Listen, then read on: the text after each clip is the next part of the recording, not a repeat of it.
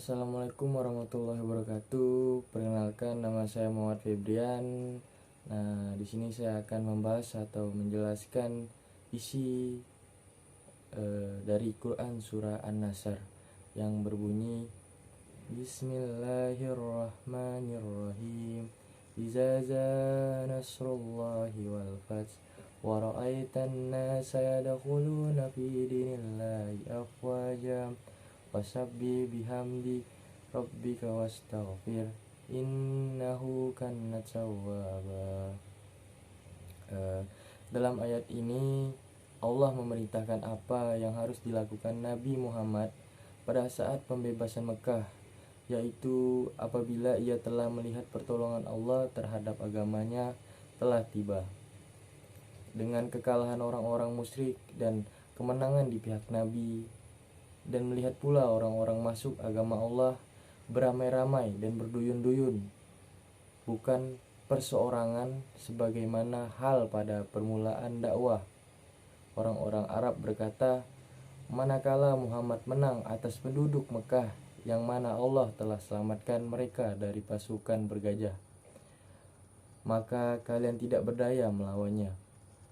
Akhirnya mereka masuk Islam berduyun-duyun, berkelompok-kelompok, dan satu kelompok 40 orang.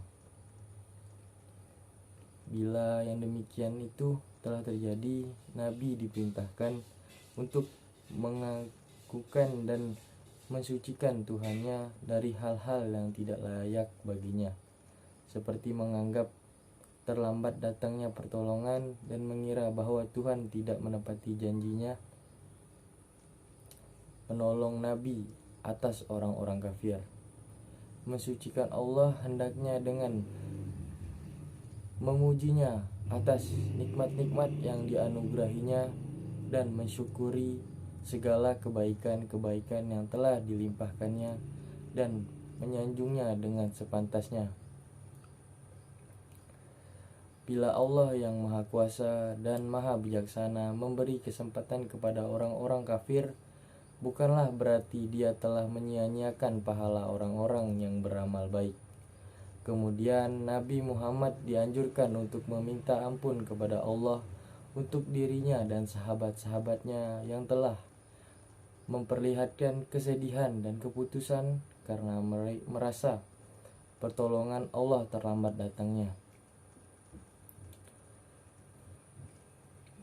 Bertobat dari keluh kesah Allah dengan mempercayai penuh akan janji-janji Allah dan membersihkan jiwa dari pemikiran yang bukan bila menghadapi kesulitan.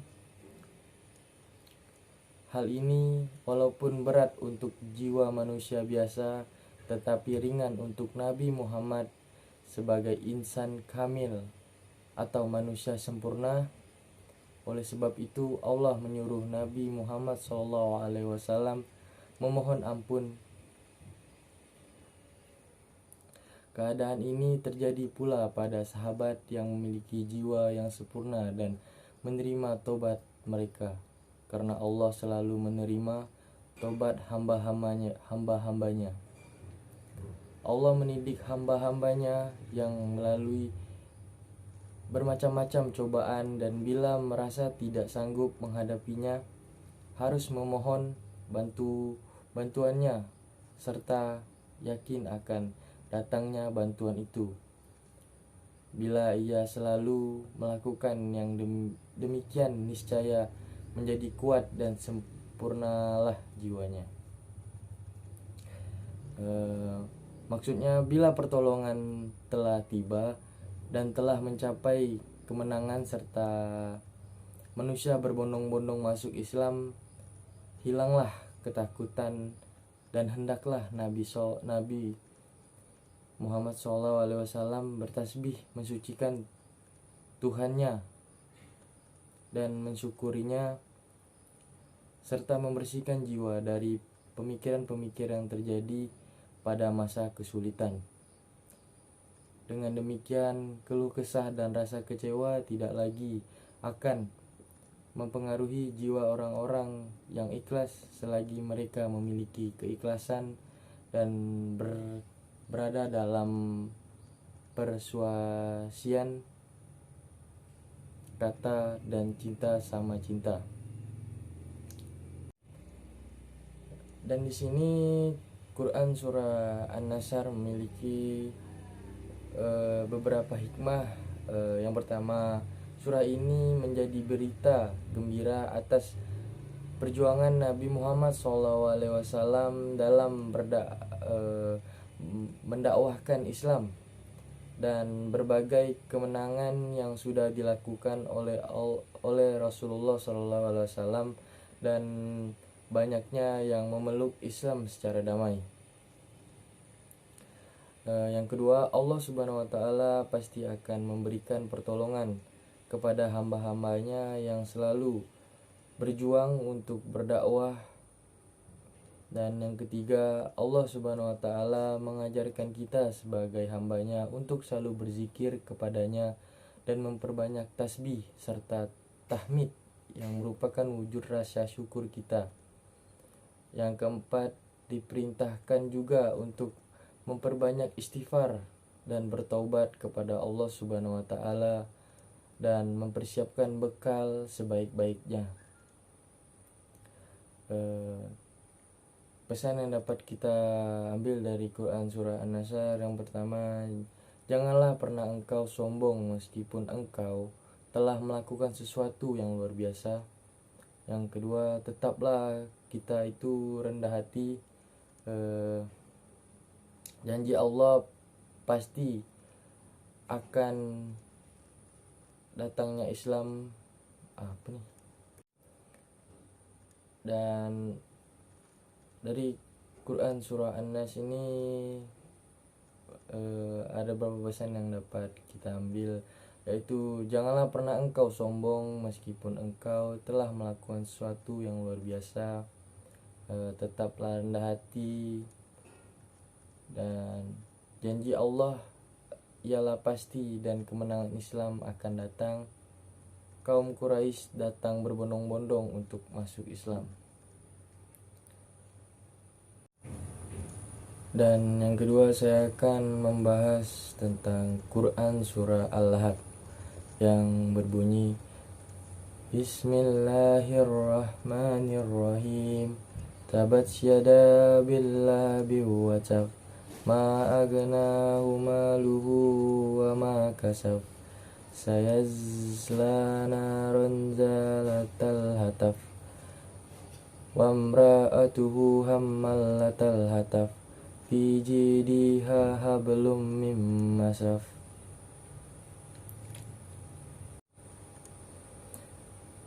Pada ayat pertama yang berbunyi binasalah kedua tangan Abu Lahab, diambillah ungkapan dari bahasa Arab yang bermakna bahwa kedua tangannya yang biasanya bekerja dan berusaha akan binasa.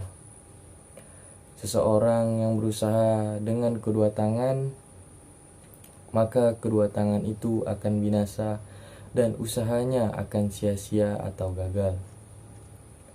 Dan di ujung ayat pertama dapat diartikan bukan hanya kedua belah tangannya saja yang akan binasa, namun jasmani dan rohaninya juga akan binasa, dan apa yang direncanakannya dalam hal menggagalkan dakwah Nabi Muhammad SAW tidak ada yang berhasil.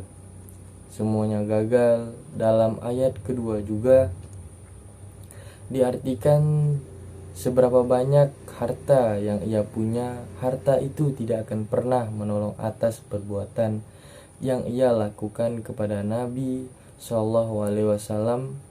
Ayat ketiga, akan masuklah dia ke dalam api yang bernyala-nyala, yang bermakna dia tidak akan terlepas dari siksaan dan azab yang diberikan oleh Allah Subhanahu wa Ta'ala. Dia akan masuk dalam api neraka. Ayat keempat yang berbunyi dan istrinya itu akan disiksa sebagaimana Tuhan menyiksa suaminya, yaitu Abu Thalib, dan tidak akan ada faedahnya harta, dan tidak akan ada faedahnya semua usaha pembawaan kayu bakar dalam ujung ayat keempat. Dan dalam ayat kelima yang di lehernya ada tali dari sabut, ayat kelima ini memiliki dua arti. Yang pertama, karena kekikirannya dapat diistilahkan seperti dia mencari kayu api sendiri ke hutan, dia sendiri juga yang melilitkan tali dari sabut pelepah kurma ke lehernya, sehingga seolah-olah dia membawanya berjalan. Dan arti yang kedua ialah membawa kayu api atau kayu bakar kemana-mana, yang berarti membakar perasaan kebencian terhadap Rasulullah dan mengada-ngada apa yang tidak ada. Tali dari sabut yang berarti apapun yang dia lakukan itu akan menjerat dirinya sendiri.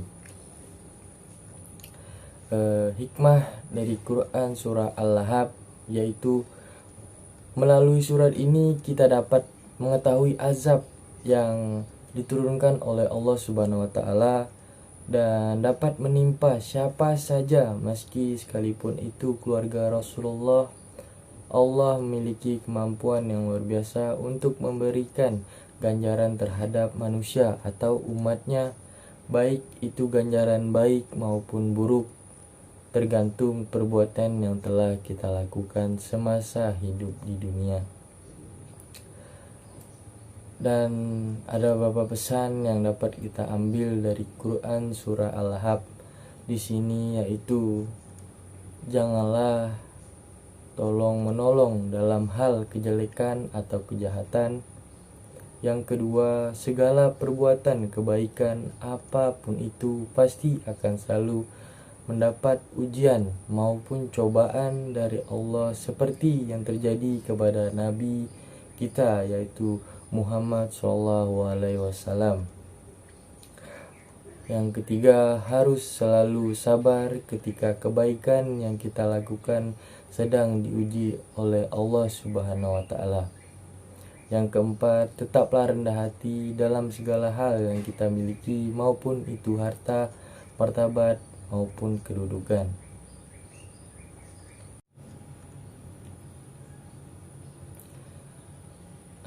Dan di sini kita lanjut untuk membahas tentang Quran surah Al-Ikhlas, yang dimana berbunyi Bismillahirrahmanirrahim.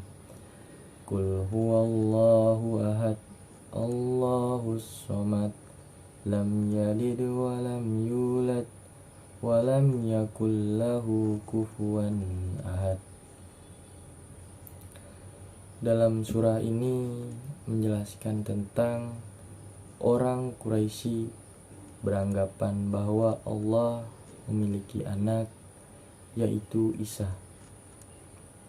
Padahal sudah dijelaskan atau ditegaskan nama Allah dalam ayat 1 dan 2, di mana seluruh makhluk hidup yang ada di muka bumi, di dalam muka bumi ini bergantung kepada Allah Subhanahu wa taala dalam kebutuhan sehari-harinya. Jadi dapat kita ambil kesimpulan atau hikmah dari Quran surah Al-Ikhlas ini, di mana surah ini berisikan tentang bahwa tiada Tuhan selain Allah, dan sudah jelas Tuhan kita hanyalah satu, yaitu Allah Subhanahu wa taala, dan sudah jelas bahwa Allah tidaklah beranak maupun diperanakan. Allah itu hanya satu. Dan pesan yang dapat kita ambil atau simpulkan dari Quran surah Al-Ikhlas ini, yang pertama, kita dapat mempelajari sifat-sifat Allah, dan yang kedua, kita dapat mengakui keesaan Allah Subhanahu wa taala. Jadi kesimpulan dari Quran surah Al-Ikhlas ini, dimana Tuhan itu hanyalah satu, yaitu Allah Subhanahu wa Ta'ala. Tiada Tuhan selain Allah, dan Allah Subhanahu wa Ta'ala tidaklah beranak ataupun diperanakan. Dan kemungkinan sekian dari penjelasan dari 3 materi yang sudah saya jelaskan. Saya ucapkan wassalamualaikum warahmatullahi wabarakatuh. Assalamualaikum warahmatullahi wabarakatuh. Perkenalkan, nama saya Nur Aini. Di sini saya akan menjelaskan tentang tafsir Al-Quran Juz 30, yaitu pada surah Al-Falaq dan An-Nas. Dan yang pertama itu adalah pada surah Al-Falaq, dan surah Al-Falaq itu berbunyi, A'udzubillahi minasyaitonirrajim. Bismillahirrahmanirrahim. Qul a'udzu birabbil falaq min syarri ma khalaq wa min syarri ghasikin idza waqab wa min syarri nafasati fil 'uqad wa min syarri hasidin idza hasad. Pada ayat pertama yang berbunyi, katakanlah wahai utusanku, aku berlindung dari Tuhan dan dari cuaca subuh. Maksudnya adalah Tuhan, yaitu Allah, ialah tempat kita berlindung dan kita semua diperintahkan untuk berlindung padanya. Salah satu kekuasaan Allah yang dijelaskan dalam surah ini ialah menciptakan dan membuat suasana subuh. Dalam ujung ayat pertama ini dapat dimaksud ketika perpisahan antara gelap malam menuju terbit fajar yang menunjukkan hari akan menjadi siang. Allah telah mewahyukan kepada Rasul-Nya akan pentingnya saat pergantian hari dari malam menuju siang itu. Waktu ialah hari yang baru yang akan kita hadapi. Dari awal subuh itu, Allah telah memberi kita waktu sebagai modal untuk hidup sehari semalam dalam waktu 24 jam lamanya. Dalam waktu itu, kita disuruh untuk melindungi diri, meminta atau memohon perlindungan, dan memberikan penaungan kepada Tuhan yang menciptakan suasana subuh itu. Dan berlindung kepada Tuhan agar kita terlepas dari segala bahaya apapun itu yang berada di depan kita, yang bahkan kita sendiri tidak akan tahu kapan tepatnya kejahatan atau apapun itu akan datang kepada kita. Dan pada ayat kedua, yang berarti dari kejahatan apa-apa yang telah dijadikan. Maksudnya itu adalah Allah telah menjelaskan bahwa semua makhluk yang ada di muka bumi ini dialah yang menciptakannya, baik itu langit yang di dalamnya terdapat matahari, bulan, dan segala bintangnya, dan awan-awan yang bergerak, ataupun bumi dengan segala isinya, penghuninya yang meliputi laut dan darat, bukit dan lurahnya. Semua itu merupakan ciptaan Allah, sedangkan kita ini manusia hanyalah satu makhluk kecil saja yang diletakkan oleh Allah di dalamnya. Dan segala yang diciptakan oleh Allah itu semua bisa saja membahayakan untuk manusia, meskipun jika dilihat sepintas tidak akan terjadi apa-apa. Kita bisa mengambil contoh ketika hujan yang lebat bisa menjadi banjir yang sangat tidak terduga, lalu akhirnya memakan korban jiwa. Kemudian panas terik yang bisa saja menciptakan kebakaran besar, yang kemudian bisa saja kita terbakar di dalamnya. Gunung tinggi yang terlihat kokoh, namun dalam sekejap bisa saja hancur, runtuh, dan bahkan longsor. Kita pun mati tertimbun tanah.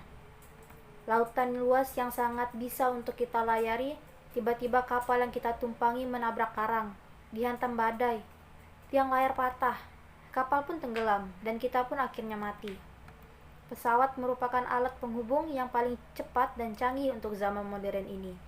Kita tidak ada yang tahu, tiba-tiba saja awan yang sangat-sangat tebal datang sehingga tidak dapat ditembus oleh penglihatan, sehingga pesawat menabrak gunung yang membuat pesawat itu hancur, dan kita yang di dalamnya ikut hancur.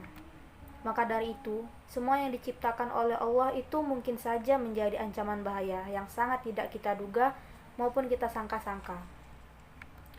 Kemudian dapat kita ambil hikmah dari Quran surah Al-Falaq ini, yaitu kita tidak boleh lupa bahwa Tuhan Allah itu merupakan pencipta seluruh alam.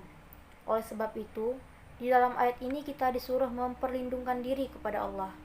Karena Allah itu sebagian Robnya, penjaga, pelindung, pemelihara, pendidik, dan pengasuh, agar kita diselamatkan dari segala bahaya apapun yang mungkin saja pasti ada dari alam yang sudah diciptakan olehnya.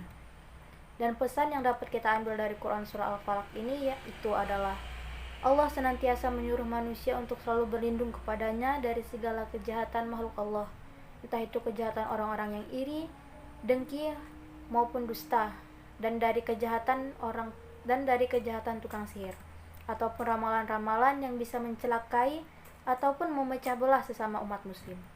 Karena Allah mempunyai kekuasaan mutlak untuk memberikan manfaat ataupun mudarat kepada umat manusia. Dan pada surah yang kedua yaitu Quran surah An-Nas yang berbunyi A'udzubillahi minasyaitonirrajim. Bismillahirrahmanirrahim. Qul a'udzu birabbin nas, malikin nas, ilahin nas, min syarril waswasil khannas, allazi waswisu fi sudurin nas, minal jinnati wan nas. Dalam surat yang terakhir dalam Al-Quran ini dan pada pangkal ayat 1, ujung ayat 1, ayat kedua dan ayat ketiga disebutkanlah ajaran bagi manusia bagaimana cara kita agar berlindung kepada Allah dari sesama kita yaitu manusia. Di antara kita sesama manusia tidak ada yang dapat membebaskan diri dari ikatan kita antar sesama manusia. Maka pada ayat terakhir di surah ini, kita diajarkan untuk kita bagaimana caranya menghadapi dan berusaha hidup di tengah-tengah ramainya manusia. Maka dari itu, dengan ajaran yang dilakukan melalui Rasulullah, kita disuruh untuk memperlindungkan diri hanya kepada Allah. Allah ialah pemelihara, penguasa, dan Tuhan Allah adalah Khalik, yang artinya ialah Sang Pencipta. Seperti yang kita tahu, Allah lah yang menciptakan seluruh alam, dan Allah pun yang menciptakan manusia.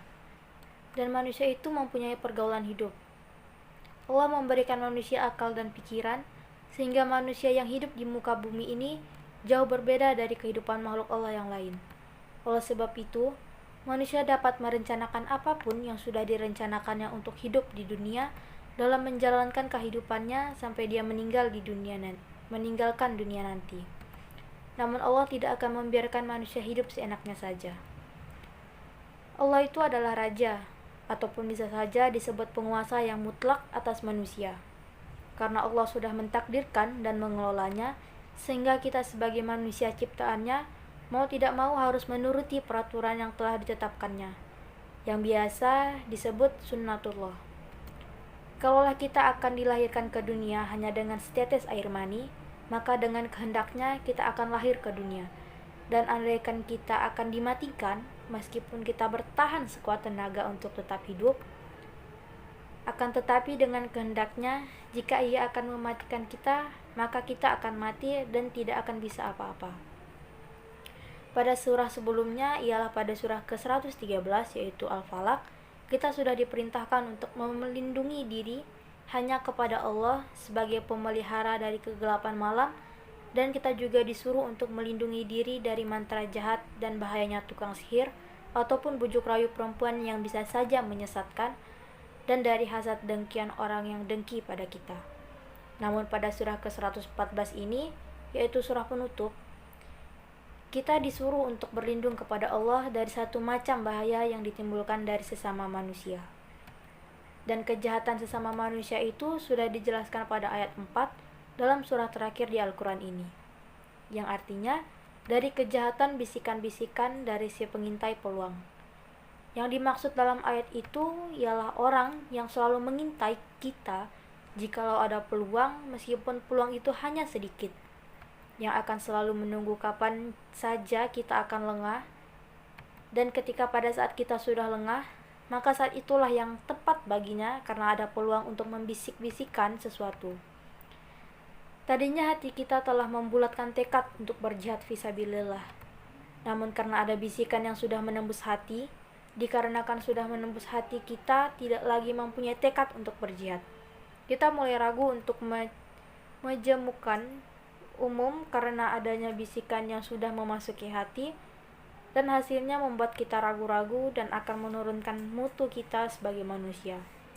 Dan yang telah masuk ke hati atau dada kita dalam ayat ini diberi nama waswas. Siapakah yang memasukkan waswas ke dalam hati atau dada kita? Sudah ditegaskan dalam ayat terakhir, yaitu ayat 6, yang artinya daripada jin dan manusia. Sudah dijelaskan juga bahwasanya si pengintai peluang itu terdiri dari dua jenis. Yang pertama itu disebut dengan jin. Jin merupakan makhluk Allah yang tidak nampak oleh mata dan sama sekali tidak diketahui yang mana orangnya. Akan tetapi, ia memasukkan pengaruhnya dengan cara yang halus ke dalam hati, dengan cara membisikkan, merayukan, dan lain-lain. Cara itu memang tidak nampak, akan tetapi kita dapat bisa merasakannya. Dan yang kedua, yang memasukkan dengan cara kasar ialah disebut dengan manusia. Manusia melakukannya dengan cara yang kasar, yaitu dengan cara mengajak dan menganjurkan manusia lain untuk menuju ke jalan yang salah. Hikmah yang dapat kita ambil dari Quran Surah An-Nas ini yaitu selalu ingatlah bahwa musuh paling besarmu adalah syaitan. Ia yang selalu mengintip, maka janganlah pernah engkau untuk lengah. Dan sesungguhnya haruslah melindungi diri hanya kepada Allah dari pengintai peluang dan dengan meninggalkan apa yang disukai oleh syaitan. Tetapi kita hanya diucapkan oleh mulut saja, tetapi tidak disertai dengan tindakan. Itu sama saja dengan ketika orang yang telah diintai oleh binatang buas dan minta perlindungan tetapi tidak disertai dengan tindakan yang contohnya lari. Itu sama saja bohong. Dan pesan yang dapat kita ambil dari Quran Surah An-Nas ini adalah jangan pernah lengah sehingga memberikan peluang untuk syaitan merasukimu, dan selalu memintalah pertolongan dan perlindungan dari Allah. Baiklah, cukup sekian penjelasan dari saya dan dari teman saya yang sebelumnya. Kurang lebihnya saya mohon maaf apabila ada kesalahan. Wabillahi taufiq wal hidayah. Wassalamualaikum warahmatullahi wabarakatuh.